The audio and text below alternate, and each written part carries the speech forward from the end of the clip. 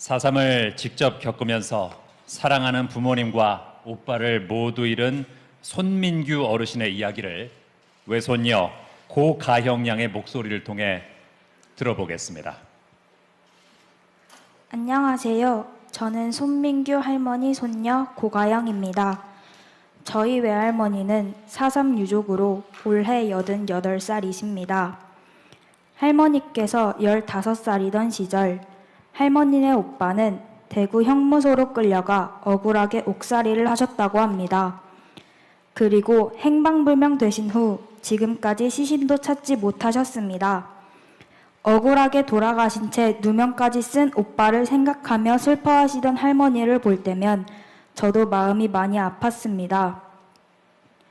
그리고 지난 3월 할머니의 큰 꿈이 이뤄졌습니다. 오랫동안 기다려온 4.3 행방불명 수형인 재심에서 무죄 판결을 받으신 것입니다. 할머니는 이번 재심에서 이 한마디만 전하셨답니다. 우리 오빠 명예 회복만 하게 해줍소. 할머니는 4.3에 대해 말조차 꺼낼 수 없었던 지난날에 비하면 지금은 너무 다행이라 하십니다. 이런 날이 올 거라 생각도 못했다며 이제 반 가슴은 풀어졌다고 하십니다. 재판 이야기를 어렴풋이 들었을 땐 저는 어떤 의미인지 잘 몰랐습니다. 늘 인자하면서도 강하게 보였던 할머니에게 이렇게 큰 아픔이 있는 줄 몰랐습니다. 4.3 당시 할머니는 지금의 저보다 어린 소녀였는데요. 그때 할머니의 꿈은 선생님이었습니다. 동네에 소문이 자자할 정도로 공부를 잘하셨다는데요.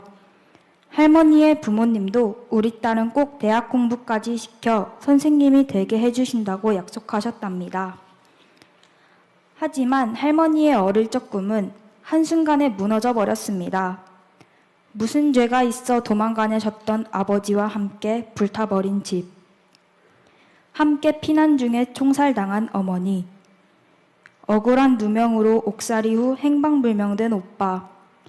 할머니는 그렇게 홀로 남아 끼니 걱정에 공부는 엄두도 낼 수 없었습니다. 할머니는 친구들이 엄마 하고 부르는 소리만 들어도 가슴이 철렁했다고 하십니다. 눈물이 쏟아지는 걸 참 많이도 참으셨다고 하십니다. 입 밖으로 엄마 하고 부르면 견딜 수 없을 것 같아 차마 불러볼 수도 없었다고 합니다. 엄마라고 얼마나 불러보고 싶으셨을까요? 아빠는 얼마나 더 그리우셨을까요?